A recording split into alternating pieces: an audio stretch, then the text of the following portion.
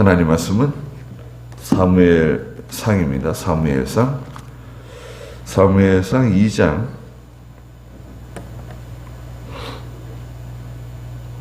18절입니다. 사무엘상 2장 18절.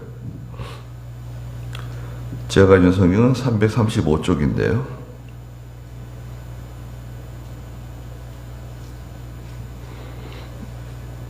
사무엘에 대해서 또 엘리에 대해서 그렇게 말씀하셨습니다. 18절에 사무엘은 어렸을 때 가는 배 에봇을 입고 여호와 앞에서 섬기는 일을 하였다.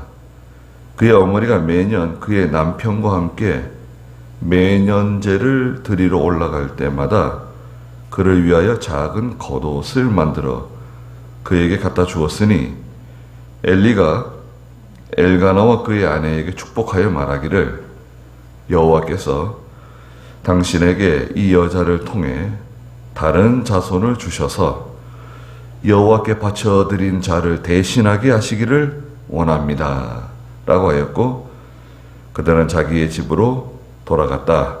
여호와께서 한날을 돌아보시니 그 여자가 임신하여 아들 셋과 딸 둘을 더 낳았으며 소년 사무엘은 여호와 앞에서 자랐다 그랬습니다.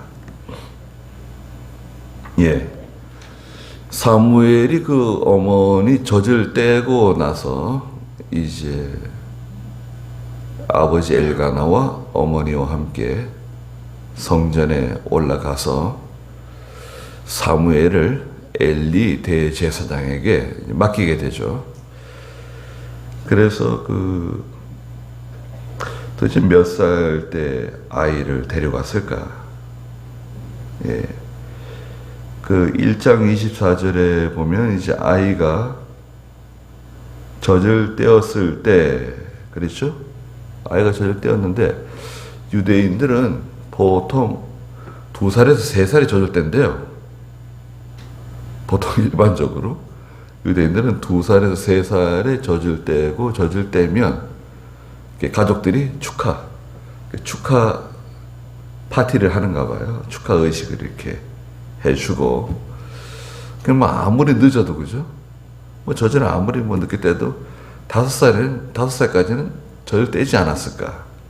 그러면 사무엘을 데리고 엘리 대제사장에게 갔을 때 사무엘의 나이는 아마도 5살쯤 되지 않았을까? 적어도. 그렇게 우리가 추측할 수 있죠. 정확하게 몇 살이라고는 나와 있지 않습니다. 그래서 이제 엘리 대제사장에게 사무엘을 데려다 놓고 이제 매년 이제 성전에 올라가는 거죠. 매년 하나님께 제사 드리러 올라갈 때마다 사무엘을 보는 겁니다. 근데 한번 생각해 보세요. 한 5살쯤 되는 아이가 부모에게서 떨어져 가지고 성전에서 대제사장과 함께 지낸다. 그 엄마 아빠 보고 싶지 않을까요? 또 형제들이 태어나는데요, 21절에 있는 것처럼 한나가 하나님께서 은혜를 주셔가지고 아들 셋과 딸 둘을 더 낳아요. 그러면 사무엘까지 치면은 아들 넷이고 딸 둘이죠. 4남 2녀인데 그 형제들 보고 싶지 않을까요? 어렸을 때는 그 형제들하고 놀잖아요. 같이 형제들하고 놀고 치고받고 그러면서도 형제들하고 어울려가지고 재밌게 놀고 뛰어다니고 그런 거 아닌가요? 사무엘은 그 형제들과 이렇게 지내고 싶은 마음이 없었을까요?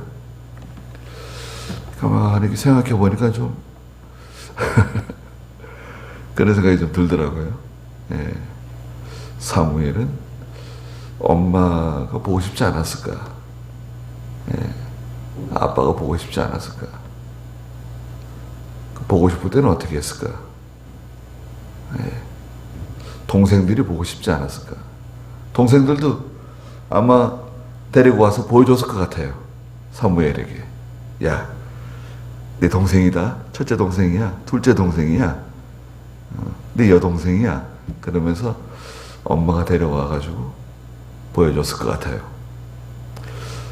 그러면 동생들과 이렇게 함께 지내고 싶은 마음이 들지 않았을까요?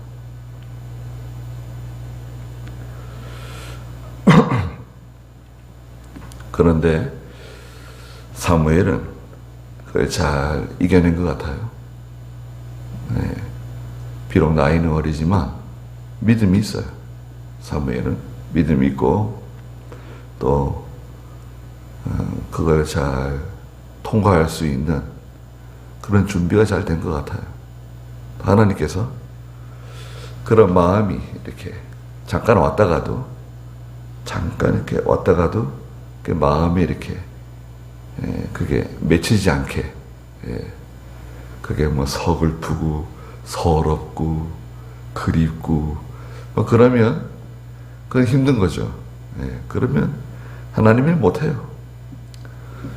근데 이제 어렸을 때 하나님께서 이미 사무엘에게 그걸 잘 감당할 수 있는 그런 믿음과 은혜를 주신 것 같아요. 그래서 18절에 있는 것처럼 사무엘은 어렸을 때 가는 배 에봇을 입고 여호와 앞에서 섬기는 일을 하였다 그랬습니다.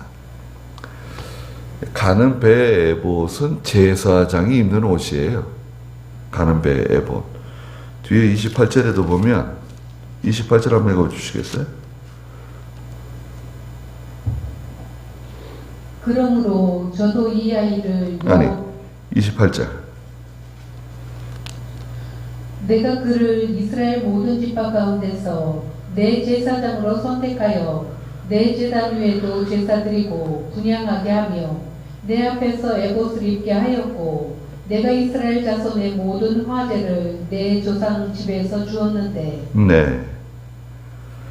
내 제단 위에서 제사 드리고 분향할 수 있도록 내 앞에서 에봇을 입게 하였다. 이 에봇은 제사장만 입을 수 있는 옷이에요. 어린 사무엘이 제사장의 위치에서 하나님을 섬겼다는 거예요. 19절에는 그의 어머니가 매년 그의 남편과 함께 매년제를 드리러 올라갈 때마다 그를 위하여 작은 겉옷을 만들어 그에게 갖다 주었다 그랬는데 출애굽기 28장 31절부터 보면 이 겉옷도 제사장만 입을 수 있는 겉옷이에요.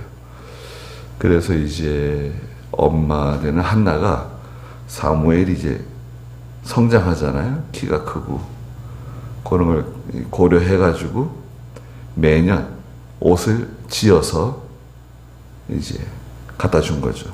약간 넉넉한 치수로 만들어가지고 1년 동안 입을 수 있도록 또 다음 해가 되면 또 지어서 또 갖다 주고 매년 그 제사장이 입는 겉옷을 지어서 사무엘에게 갖다 주었습니다.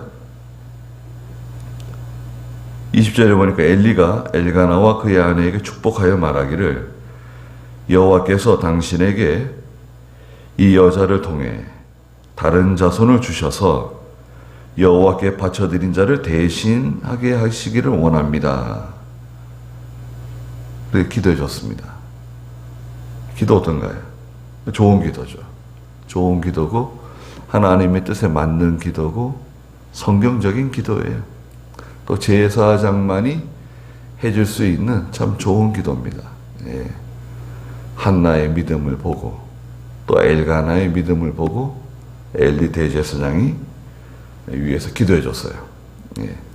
사무엘 하나밖에 없는 이 아들을 하나님께 드렸으니까 이 아들을 대신해서 다른 자녀들을 더 주시기를 기도한다. 축복해주는 기도죠. 그리고 또 하나님께서는 그 기도대로 21절에 여호와께서 한나를 돌아보시니 그 여자가 임신하여 아들 셋과 딸 둘을 더 낳았다. 소년 사무엘은 여호와 앞에서 자랐다. 그랬습니다. 저는 아이 낳지 못하던 여자였는데, 예. 그렇죠. 아주 건강한 여자라도요, 아이 낳지 못하는 여자들이 많잖아요. 건강한데, 뭐 아무 이상 없어요. 남편하고 와서 뭐 검사를 받아도 아무 이상 없고, 건강해요. 근데 아이는 안 생겨요. 또 뭐 아이가 생겼어도 자꾸 유산하고, 예. 아주 힘들게 자녀를 낳는 그런 부부들이 많습니다. 나이가 많지 않아도, 예. 기본적으로 10가정이 결혼하면 한 가정은 아이가 없대요. 한두 가정. 요즘 좀 늘었어요. 그 자녀가 있는 건 참 큰 축복입니다. 예. 그 아이가 생기지 않아가지고 고생하다가 늦게 또 아이를 보는 집들도 있죠. 또 이거 아이가 안 생기니까 뭐 시험관하기 또 해가지고 아이를 낳기도 합니다. 그것도 참 돈도 돈이지만 여자들이 아주 힘든 거죠. 네. 근데 하나님께서 한나에게 아들 셋을 더 낳고 딸 둘을 더 낳을 수 있도록 그렇게 은혜를 베풀어 주셨어요. 저는 아이 낳지 못하던 여자인데, 예. 하나님께서 여러 자녀들을 낳을 수 있도록 축복해 주셨습니다. 그러니까 사무엘까지 치면은 아들 넷이고 딸 둘이니까 6남매네요. 네. 하나님께서 한나를 많이 위로해 주신 것 같아요. 네. 22절 읽으시겠어요? 엘리가 매우 늙었는데 자기 아들들이 온 이스라엘 사람에게 행한 모든 일과 그들의 해막 입구에 일하는 여자들과 동침했다는 것을 듣고 그들에게 말하였다. 왜 너희는 이런 일을 하느냐? 내가 이 모든 백성에게서 너희의 악행을 듣고 있다. 내 아들들아, 그렇게 하지 마라. 여호와의 백성 가운데서 내가 들은 소문이 좋지 않으니 사람이 사람에게 죄를 지으면 하나님께서 그를 중재해 주시겠지만 사람이 여호와께 죄를 지으면 누가 그를 위해 기도해 주겠느냐? 그러나 그들이 아버지의 말을 듣지 않았으니 이는 여호와께서 그들을 죽이기로 작정하셨기 때문이다. 네. 엘리 대제사장에게 있는 두 아들이 있죠. 이름이 뭔가요? 홈리와 비나스죠. 이 아들들은 참 이 하나님 앞에 부족한 사람들입니다. 1장 3절에 있는 것처럼 홈리와 비나스는 이 하나님의 일을 감당할 만한 자격이 안 되는 사람들이에요. 왜 자격이 안 되냐? 첫째는 하나님을 두려워하는 마음이 없어요. 하나님을 경외하는 마음이 없어요. 하나님을 두려워하면 결코 할 수 없는 일들입니다. 두 번째는 이 직분에 대한 그 충성심이 없어요. 하나님 그 직분을 맡기시잖아요. 그게 뭐 목사가 됐든 장로가 됐든 집사가 됐든 지금도 직분이 있잖아요. 구약에는 제사장, 선지자 뭐 이런 직분들, 왕, 그 직분에 대한 그 직분을 감당할 만한 믿음이 없어요. 또 말하자면 함량미달이에요. 함량미달 아시죠? 뭐 다 함량미달인데 사실은 우리 뭐 다 함량미달인데, 우리가 적어도 그 어느 정도 최소한의 기준이 있잖아요. 거기에 미치지 못하는 사람들이 이 사람들. 홈리와 비느하스. 그래서 자꾸 사건을 일으키는 거예요. 제사를 멸시했죠. 지난주에는 제사를 멸시하는 그런 여러 가지 오만방자한 그런 행동을 막 하고, 이 하나님 경외하는 마음이 없어서 그래요. 또 오늘 여기 22절에 보니까 엘리가 매우 늙었다 그랬어요. 나이가 몇 살이라 그랬습니까? 대략 그 4장 15절에는 4장 15절에는 엘리가 98세에 이제 세상을 떠나거든요. 98세. 98세면 나이가 많은 거죠. 네, 나이도 많고 늙었어요. 98세까지는 안 됐을 것 같은데 97세나 96세나 됐을까요? 그 아들들을 불렀습니다. 22절에 보니까 자기 아들들이 온 이스라엘 사람에게 행한 모든 일, 제사를 멸시하고 함부로 그 하나님의 제단을 더럽히고 하는 일들 들었습니다. 또 그들이 회막 입구에서 일하는 여자들과 동침했다는 것을 들었어요. 회막 입구에서 일하는 여자들은 여러 종류의 여자들입니다.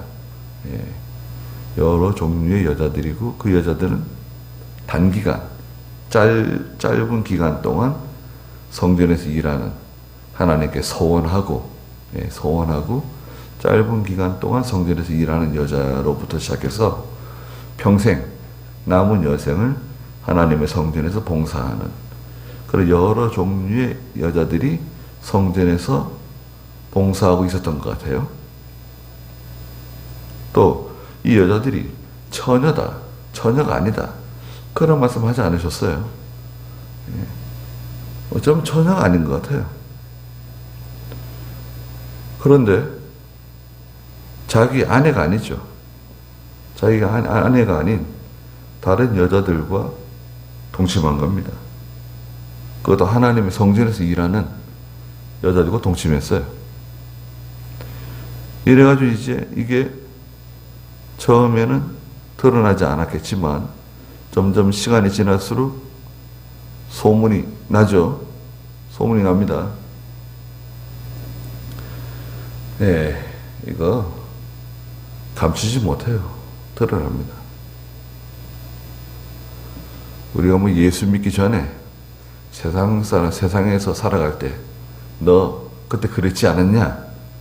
그런 거 뭐 따질 수 없어요.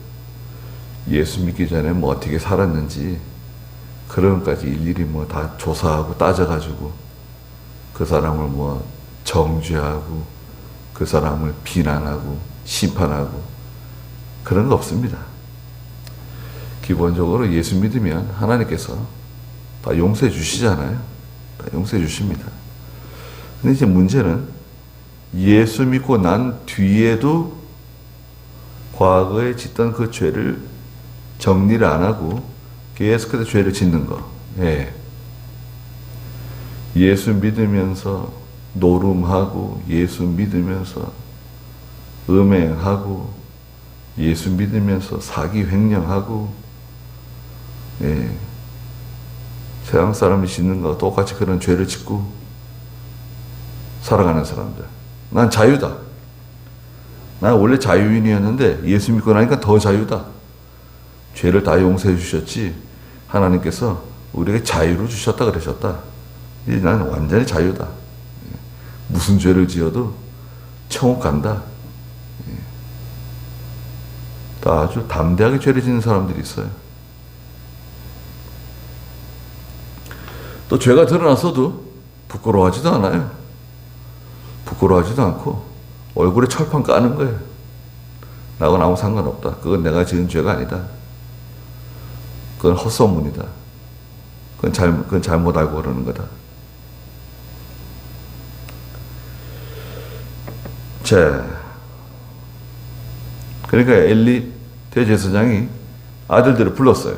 23절에 그들에게 말했다. 왜 너희는 이런 일들을 하느냐? 내가 이 모든 백성에게서 너희의 악행을 듣고 있다. 왜 이런 일을 하는 거야? 사람들이 다 너희에 대해서 말하고 있다. 그렇게 얘기했어요. 24절에 내 아들들아 그렇게 하지 마라. 그렇게 하지 말라는 거예요. 여호와의 백성 가운데서 내가 들은 소문이 좋지 않다. 내가 들은 소문이 좋지 않아. 그런 일 하면 안 된다.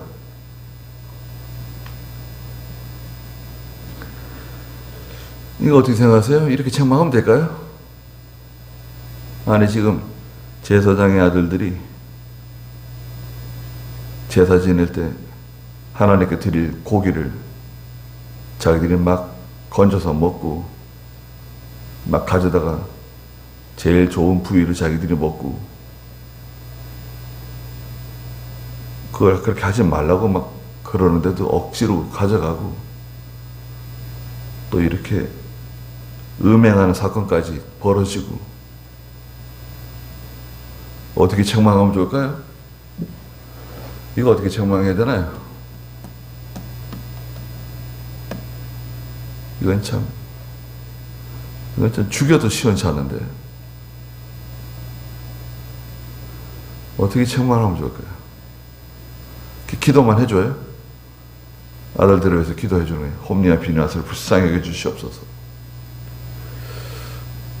내가 소문이 들리는데 좋지 않다. 그런 일 하지 마라. 아주 신사적이고 아주 미온적으로 책망했어요. 어떤 식으로 책망하면 좋을까요? 죽일 수는 없겠지만 제사장 직무 정지? 직무 정지. 자, 이번 9월 1일부터 너희 둘은 제사장 직무 정지다. 이제 성전에 출입하지 말고 제사하는 일에 관여하지 말 것. 이 근처 성전 근처에 얼씬도 하지 말 것. 나가서 다른 일자리 구해라. 하나님 성전에서 너희들은 일할 수 없다. 자격 정지다. 언제까지 정지입니까? 글쎄, 기도해보자. 최소한 1년, 적어도 한 3년 정도, 아니면 2년 정도 정직, 그 일을 못하는 거예요. 정직? 정직이 있고 그 다음에 또 뭐가 있습니까? 면직. 면직은 뭐예요? 박탈하는 거예요. 옷을 벗기는 거예요. 박탈. 너는 이제 제사장 아니다 이제. 면직할 수 있죠. 면직도 괜찮아요. 둘 중에 더 이 주동자 역할을 하고 앞장서서 죄를 짓는 녀석이 큰 녀석이 그러면은 큰 녀석을, 작은 녀석이 그러면 작은 녀석을. 아예 둘 중에 하나는 면직을 시키는 거예요. 홈리는 면직, 아니면 비느하스는 면직. 면직을 시키든지. 아예 성전에 못 들어오게 하는 거예요. 아버지의 대제사장이란 말도 하지 마라. 모든 그 권한이라든지 모든 직위를 다 박탈하는 거죠. 면직을 뭐 파면이라고 하죠. 파면. 예. 교회도 면직 있나요? 면직 있습니다. 목사 면직 있습니다. 장로 면직 있습니다. 집사 면직 물론 있습니다. 권사 면직 물론 있죠. 실행하는 교회는 많지 않습니다. 네. 집사직은 서리직이에요. 서리직. 당연직이 아닙니다. 무슨 말이냐면 1년마다 갱신되는 거예요. 1년마다 갱신되면서 자동으로 연장되는 거예요. 요즘 뭐 저희 교회에서는 지금 매년 지금 따로 이름을 부르지 않죠. 그러면 바로 직무 연장되는 거예요. 연장입니다. 서리 집사는 당연직이 아니에요. 당연직은 목사하고 장로뿐이에요. 목사하고 장로를 당연직이라 그럽니다. 당연직은 항상 이제 특별한 오류가 없으면, 특별한 흠이 없으면 쭉 가는 거예요. 정해진 그 나이까지. 뭐 정년, 우리 정년이 있습니다. 저희 교단도 정년이 있는데 정년은 70세예요. 70세. 목사도 70세, 장로도 70세. 70세입니다. 그럼 70세 지금 건강하잖아요. 네. 건강한데 이 도시 뭐 저희 교회도 뭐 그러겠지만 특히 도시 교회는 그 목사님이 그 탁월한 영감이 있고 지도력이 없으면 교인들이 자꾸 이 젊은 목회자로 바뀌기를 원하는가 봐요. 네. 그런 경향이 좀 있는 것 같아요. 근데 거기에는 그 목회자가 영적인 리더십이 떨어지면 그래요. 영권이 떨어지게 되면 젊어도 문제 있습니다. 나이가 젊어도 영권이 없고 성도들에게 은혜를 끼치지 못하고 필요한 양식을 공급해 주지 못하면 어떻게 했습니까? 성도들이 힘들어요. 아무리 열심히 설교를 하고 아무리 기도를 많이 해도 정작 말씀을 전할 때 성도들이 은혜를 받지 못하고 하나님 말씀으로 감동을 받아야 되는데 제대로 전달이 안 되는 거죠. 잘 가르치지 못하면 성도들에게 존경받지 못해요. 그거 참 힘든 거죠. 그 목회자도 하나님 앞에서도 바로 해야 되고 성도들 앞에서도 바로 해야 돼요. 네. 하나님 말씀을 잘 가르치는 것도 참 큰 은사예요. 네. 여러분 제가 이렇게 말씀 전하는 거 있잖아요. 그냥 뭐 성경 읽으면서 편안하게 여러분 들으실 때 편안하시잖아요. 특별히 뭐 이렇게 부대끼고 막 그런 거는 아마 없으실 거예요. 근데 이게 쉬운 게 아니에요. 예. 왜 쉽지 않냐? 다 할 수 있을 것 같은데. 근데 여러분이 직접 한다고 생각해 보세요. 그건 쉽지 않습니다. 예. 가령 예를 들어서요. 제가 지난 사경회 때 수요일 오전 예배 때 기도를 했습니다. 대표 기도를 했어요. 아니 목사님 뭐 기도하는 거 뭐 늘상 기도하는 거고 뭐 기도 전문 아니냐? 그렇지 않습니다. 사경회 때 기도하는 건 또 특별해요. 골로새서를 하잖아요. 수요일 날 오전 예배. 그러면요. 골로새서를 천천히 읽어보는 거예요. 1장부터. 1장, 2장, 3장, 4장, 4장까지 있는데 골로새서를 쫙 읽어보고 중요한 그 부분들 있잖아요. 예. 하늘에 쌓아놓은 소망, 믿음과 사랑에 대해서 또 바울이 골로새 교회를 늘 기도하는 거 첫째, 둘째, 셋째, 넷째 2장에 가가지고 또 중요한 거 3장에 가서 중요한 거 4장에서 중요한 거 딱 정리를 해가지고요 달달 외우는 거예요. 외워요. 성경을 읽었잖아요. 성경을 읽어서도 기도할 때 성도들이 그 기도를 따라오잖아요. 1장에 하늘에 쌓아놓은 소망. 그 지혜와 지식의 풍성함으로 하나님을 아는 지식이 풍성해지고 믿음 안에서 자라가고 열매 맺고 또 하나님으로 해서 기뻐하고 능력 있는 성도가 되고 견고해져서 하나님이 주시는 은혜와 복을 다 받을 만한 그런 실력 있는 하나님 성도로 자라나길 바란다. 네. 쭉 기도하는 거 있잖아요. 준비를 철저하게 해야 됩니다. 기도할 때. 그래서 하나님 말씀 가지고 기도해야 되잖아요. 말씀 가지고. 교회에서 성경 말씀 가지고 기도하라 그러잖아요. 저도 마찬가지입니다. 말씀 가지고 기도하고 그리고 나서 명륜교회를 위해서 기도하고 교회와 성도들 또 명륜교회 목사님 인도자를 위해서 기도해 주고 총회를 위해서 기도하고 총회에 속해 있는 교회들을 위해서 기도하고 성도들을 위해서 기도하고 창광교회에서 위해서 기도하고 기도원을 달라 그러고 신학교를 달라 그러고 예, 기도해야 되잖아요. 간단하지가 않죠. 그러면서도 짧게 기도해야 돼요. 또 길게 기도하면 또 안 돼요. 한 3, 4분 안에 짧게. 그러니까 준비를 많이 했겠습니까? 안 했겠습니까?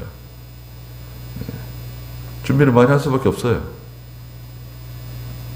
기도하는 것도 준비하고 기도합니다. 목사가 기도하는 것도요. 준비하고 기도해야 됩니다. 일반 성도들은 잘 눈치 못 챌지 몰라도 거기에 상당히 많이 와 있는 목사들은요. 딱 기도 딱 들으면 나은기가 골로새서를 정리해서 기도하는구나. 탁 눈치채죠. 골로새서 1장 넘어가고 2장 넘어가고 3장 넘어가고 4장 딱 넘어가잖아요. 그리고 나서 또 명륜교회를 위해서 기도하고 눈치가 빤합니다. 준비가 잘 안 돼 보세요. 기도를 저렇게 해?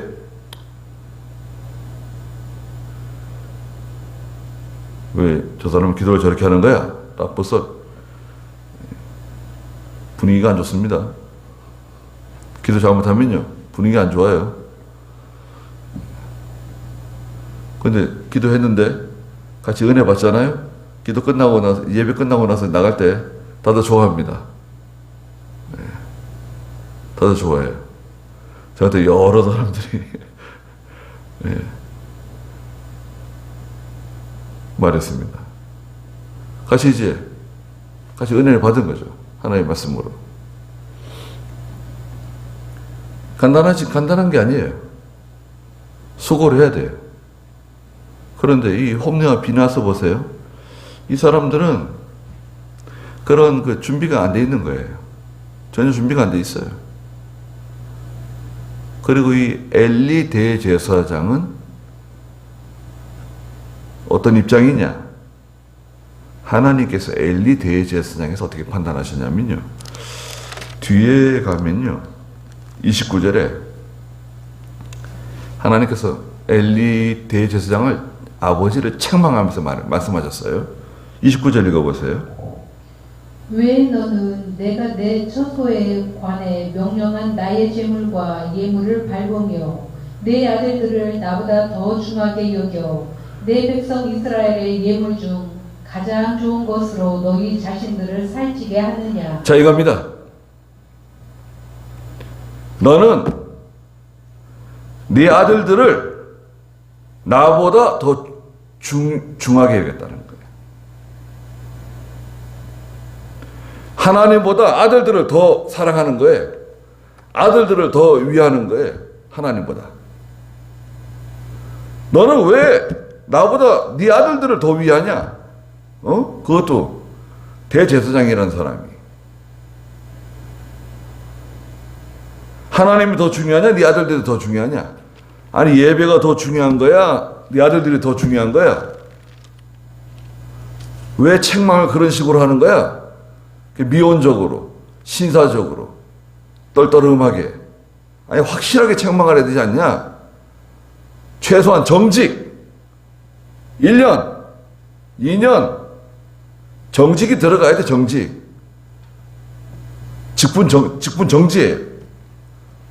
정직이 들어가면요, 그건 광고해야 돼. 광고. 교회에다 광고하는 거예요. 누구누구 씨는 뭐 장로님이든 집사님이든 누구든 간에 누구누구 씨는 몇 월 며칠 주일부터 몇 월 며칠 주일까지 6개월 정직입니다. 근신도 있죠, 근신. 근신도 무서운 거예요. 근신까지는 괜찮은데 정직이 들어가면요,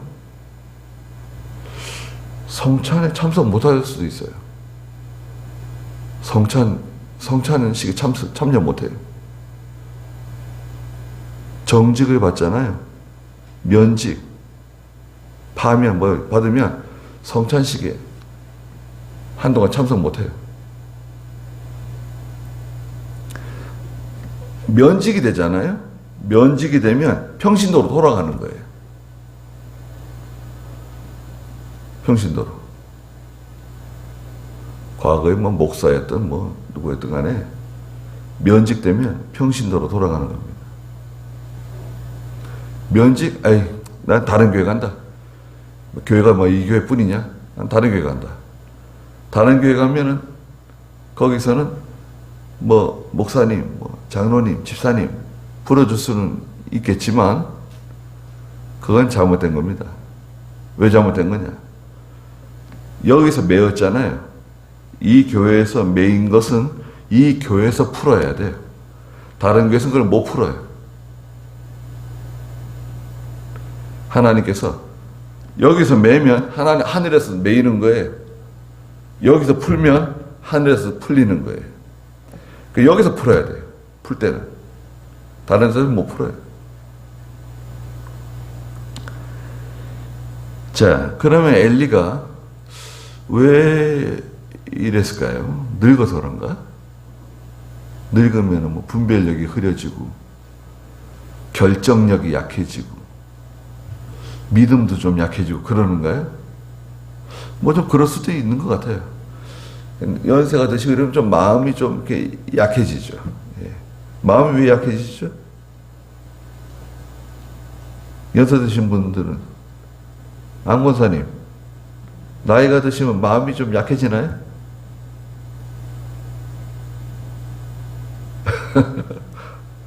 윤 권사님, 정신이 없어요. 자꾸 잊어버릴 수 있죠. 마음이 좀 약해진대요. 왜 약해지는 것 같아요? 젊었을 때는 아주 단호하고 아주 결정력이 뛰어나고 그러다가도 나이가 들고 이렇게 그러면 마음이 좀 약해지고. 한국사님 왜 그러는 것 같아요? 그렇죠. 몸이 약해져서 그렇습니다. 몸이 약해지면 마음이 약해져요.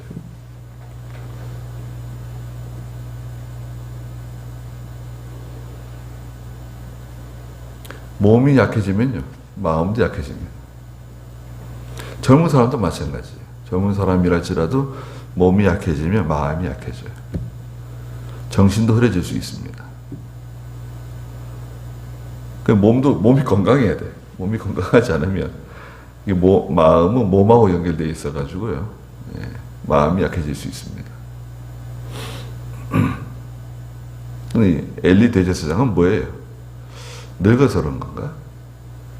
아니, 이스라엘의 대제사장은 한 사람밖에 없는데 이 대제사장이라는 사람이 이렇게 흐릿해가지고 자기 아들들을 잘 관리하지 못하고, 예, 죄 지은 것이, 죄 지은 게 다 드러났잖아요. 이게 뭐 감추어진 것도 아니고 알 사람 다 아는 건데 지금 그거를, 예,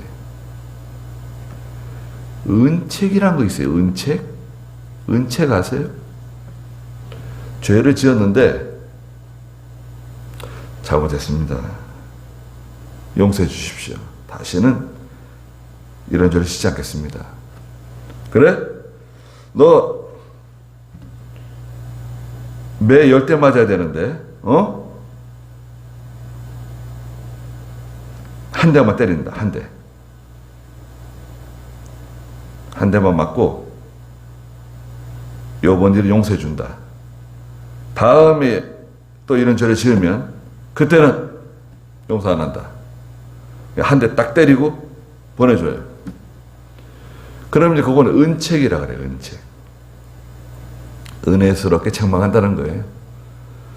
많이 봐준다는 거예요. 근데 은책도요, 아주 좋은 겁니다. 왜냐? 은책을 하면 책망 받았잖아요. 그죠? 책망 받았어요. 회개했어요. 그러면 사람들 앞에는 좀 부끄러울 수 있어요. 얼마 동안. 그러나 책망 받았어요. 말하자면 공개적으로 부끄러움 당한 거예요. 공개적으로 수치를 당했어요. 옷을 벗은 거야. 책망 받았잖아요. 그럼 이제 끝날래 그거는 이제. 더 이상 뭐 물을 필요가 없어요. 시간이 지나도 너 그때 그랬잖아. 그런 말 들을 필요가 없어요. 근데 은책도 안 하고 그래 뭐 봐줄게. 다음엔 그러지 마라. 넘어가잖아요. 책망도 안 하고 넘어갔어요. 그럼 어떻게 하죠? 그거는 계속 이제 냄새 나는 거예요. 말하자면 똥 묻어 있는 거예요. 똥이 묻어 있는 거예요. 더러운 게 묻어 있는 거예요. 계속 냄새가 나가지고 이게 5년 지나도 그 사람 그러면 그거 딱 나오는 거예요. 에이 그때 그 사람 그랬잖아. 10년 지나도 에이 그 사람 그랬잖아. 왜 그럴까요? 책망을 안 받아서 그래요. 책망을 받고 징계를 받고 매를 맞았으면 그건 끝난 거예요. 거기서 해결되는 거예요. 거기서 딱 끝났어요. 회개하면 회개하고 그때 당시에는 부끄럽고 수치스럽지만 책망 받아야 그 사람이 살아요. 책망하는 게 그 사람 살리는 거예요. 예? 책망하는 게 그 사람 살리는 겁니다. 책망 안 하고 넘어가잖아요? 그럼 계속 냄새가 나는 거예요, 이제. 그건 5년 지나고 10년 지나도, 에이, 그 사람. 회개하면 되는 거예요, 회개하면. 끝나는 거예요. 무슨 죄를 졌든 간에 회개하면, 아니, 예수님도 현장에서 가늠하다 붙잡혀온 여자, 벌거벗겨져가지고 끌려 나온 여자, 머리채를 붙잡혀 나왔는지, 예, 죽게 생겼어요.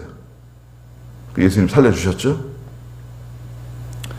사람들이 다 떠나고 나서 그 여자한테 예수님 뭐라고 하셨습니까? 너를 정죄하는 사람이 있느냐? 여자가 고개를 들고 두리번 보니까 아무도 없습니다. 나도 너를 정죄하지 않는다. 아니 현장에서 죄 짓던 여자를 끌고 왔어요. 죽이려고. 다 돌 들고 집어 던지려고 그러고 있는 판인데 예수님께서 나도 너를 정죄하지 않는다. 그러니 가서 다시는 죄를 짓지 마라. 그러셨어요. 그 사이에 빠진 게 뭐가 있죠? 거기 빠진 거? 그 여자가 회개한 거예요. 회개하고 아 이제 끝장났다. 이제 죽었다. 오늘이 내 죽는 날이구나. 그런데 예수님께서 나를 살려주신 거예요. 얼마나 고마워요. 나도 너를 정죄하지 않는다. 그러니까 가서 다시는 죄를 짓지 마라. 그게 조건이에요. 조건. 그 여자는 그 죄에 이제 완전히 해방된 거예요. 책망 받은 거나 똑같아요. 그거는 은책이라요. 은책. 살려주는 거예요. 피를 내지 않고 죽이지 않고 너를 살려준다. 대신 다시는 이런 죄를 짓지 마라. 은책을 베풀어 주는 거죠. 살려주는 거예요. 그래도 그거는 그 사람에게는 정말 생명과 같은 거예요. 책망을 받는 거. 책망을 받았으면 사는 거예요. 해결되는 거예요. 그건 없어지는 거예요. 그 죄목이 없어지는 거예요. 그 죄목 있잖아요. 그 죄목이 싹 지워지는 거예요. 근데 이 두리뭉실에 넘어가잖아요. 넘어가면 그 죄목이 그대로 살아있는 거예요. 없어진 거 아니에요. 그대로 살아있는 거예요, 이게. 책망 받는 게 좋은 겁니까? 책망 안 받는 게 좋은 겁니까? 생각해 보세요. 책망받는 게 좋은 거죠.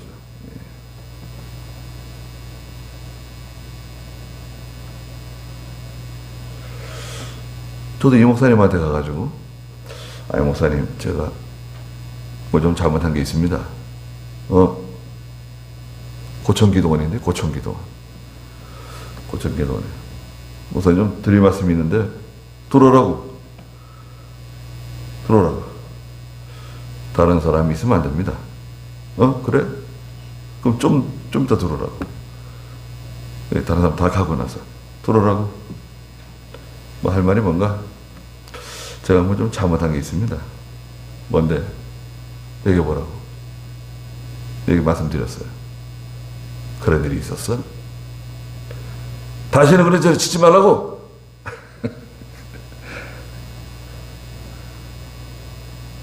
그거 말이야. 마귀 시험이라고. 네? 제가 잘못한 건데 뭐 마귀 시험입니까? 글쎄, 너 내가 시험하는 거라고. 그런 시험 이기라고. 알았습니다. 가보라고. 기도해 주셨는데? 기도 한번 해주신 것 같아요. 기도 한번 해주십시오. 기도하자고. 기도 한번 해주시고. 가보라고. 저는 또 천둥이 치겠구나. 번개가 치겠구나. 그러고 들어갔는데, 가보라고 그러시더라고요.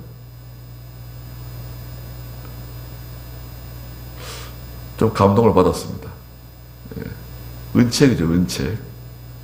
책망을 하시지만, 그걸 드러내지 않고, 이렇게, 은혜스럽게 책망하시고, 다시는 죄를 지지 마라. 그런 거 있죠. 그럼 그 사람 살리는 거예요. 자기 발로 와가지고 잘못했다 그러는데, 이런 고약한 거, 그리고 거기다가 피를 내고 그냥 죽여버리고 그러면 그 사람 어떻게 될까요? 그 사람이 이제 잃어버리게 될 수도 있겠죠. 근데 엘리의 아들들은 뭐예요? 이건 더 강하게, 엘리가 좀 강하게 책망하고 다스렸어야 엘리도 살고, 물론 늙은 엘리가 뭐 오래 살려 그러는 게 아니라 대제사장으로서 하나님의 종으로서 책임을 다하는 거죠. 그러니까 아들로 보면 안 돼. 아들로 보면 안 되고 일반 성도로 보는 거죠. 일반 성도로 보고 단호하게 책망을 하고 징계를 할 건 징계하고, 벌을 줘야 돼. 근처도 못 오게 해야 돼. 제사장 직분을 떼라야 돼. 그런 거는. 아니면 정직을 주든지, 정직, 1년, 2년, 정직 기간 동안에는 성전 출입 금지. 뭐 이런 거 있잖아요. 나가서 뭘 해서 먹고 살든 간에, 네가 알아서 해라. 성전에 들어오지 못한다. 또 성전에서 그 제공되는 제사장의 그 생활비 같은 거 다 끊는 거예요, 그거. 끊어버리는 거예요. 그 홈리아 비누스다 기혼자들이잖아요. 기혼자들이었습니다. 생활비 끊으면은 그건 큰 거예요. 생활비 다 끊어버리는 거예요. 니까지 것들이 뭐냐? 그 백성들이 듣고 어떻게 생각하겠습니까? 야, 엘리 대제사장이 나이는 늙었어도 이 일은 확실하게 하신다. 또 하나님께서도 기뻐하시겠죠. 엘리가 아들들보다 날 더 사랑하는구나. 기뻐하시잖아요. 하나님을 더 사랑하느냐, 자녀를 더 사랑하느냐, 그거는 이제 우리도 그렇죠. 어떤 일을 당했을 때 우리의 태도를 봤을 때, 내 태도, 내가 어떻게 하는 태도를 봤을 때, 내가 하나님을 더 두려워하는구나, 자녀를 더 위하는구나, 알 수 있죠, 우리도. 그래서 이게 참 사실은 좀 힘든 겁니다. 책망하는 게 힘들어요. 보통은 책망을 잘 감당을 못해요. 제가 수많은 목사님들을 봤는데요. 이병경 목사님한테 한번 꾸중 한번 듣고 나서 교단 탈퇴하는 사람들 많이 봤습니다. 사무실 들어가가지고 목사님께 실컷 꾸중 들어요. 막 소리가 들립니다. 너 왜 그런 일을 했어? 막 꾸중을 막 들어요. 이병경 목사님은 그냥 조곤조곤 말씀하는 스타일이 아니에요. 하늘에서 불이 떨어집니다. 그 목사님 부르셨다 그러면 되게 무서워해요. 목사들이 이병경 목사님 부르셨다면 되게 무서워합니다. 그런데 한번 그렇게 책망을 받으면 굉장히 힘들어 하더라고요. 그 버티는 사람들도 있어요. 근데 굉장히 힘들어 하더라고요. 갈등도 많이 하고, 교단을 떠나든지 탈퇴라든지 해야겠다. 여기서는 안 되겠다. 떠난 분들이 많습니다. 근데 떠나신 분들이요. 10년, 20년, 30년, 40년 지난 다음에 다 후회해요. 제가 다 듣기로는 그분들이 다 근데 그때 이병경 목사님한테 잘못했다. 그때 떠나지 말았어야 되는데. 그분이 나와가지고 교회 크게 하고, 몇천 명 되는 교회도 있고, 여러 교회들, 교회 목회 잘 하는데, 그때 이병경 목사님 스승 앞에서 그런 태도로 잘못한 것에 대해서 평생 후회해요. 일평생 후회합니다. 교단 탈퇴한 거 후회하고, 선생님한테 잘못한 거 후회하고. 아니, 후회를 왜 할까? 그런 생각이 들었어요. 아니, 후회를 뭐더하냐? 그냥 다 정리하고 다시 들어오든지, 원대 복귀하면 되는 거 아니냐? 원대 복귀가 쉽지 않아요. 네. 한번 떠나면요, 이 원대 복귀가 쉽지 않아요. 원대 복귀하는 것은 특별한 은혜예요. 한번 떠나잖아요. 다시 원대 복귀. 그게 쉽지 않습니다. 거기서 만약에 또 계속 시험을 해요. 돌아오지 못하게. 탕자가 아버지께로 돌아왔다? 원대 복귀 했는데, 그건 특별한 은혜입니다. 그건 아주 특별한 은혜예요. 보통 이게 쉽지 않아요. 그래서 정말 사랑한다고 하면 죄를 책망하는 거죠. 정말 사랑한다고 하면 죄를 책망해야 돼요. 그럼 그 사람을 살리는 거예요. 사랑한다고 책망 안 하면 결국 그 사람을 죽이는 거다.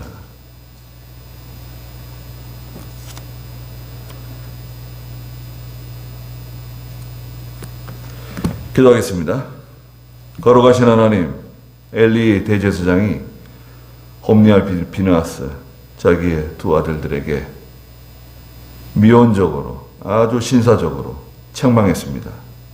너희들에 대한 소문이 좋지 않다고, 사람들이 다 너희들에 대해서 수근수근 말한다고, 다시는 그런 죄를 짓지 말라고 말했지만 홈리알 비느하스는 아버지의 말을 듣지 않고 계속해서 죄악된 길로 걸어갔는데, 그것은 하나님께서 그들을 죽이기로 작정하셨기 때문이라고 말씀하셨습니다. 거룩하신 하나님, 저희가 죄를 짓지 않게 해주시고 하나님 두려워하게 해주시고 또 우리에게 주신 직분을 귀하게 여기고 또 하나님을 두려워하면서 이 일을 잘 감당하게 해주시옵소서.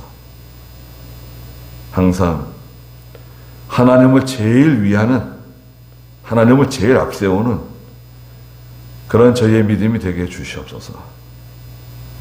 예수님의 이름으로 기도드리옵나이다. 아멘.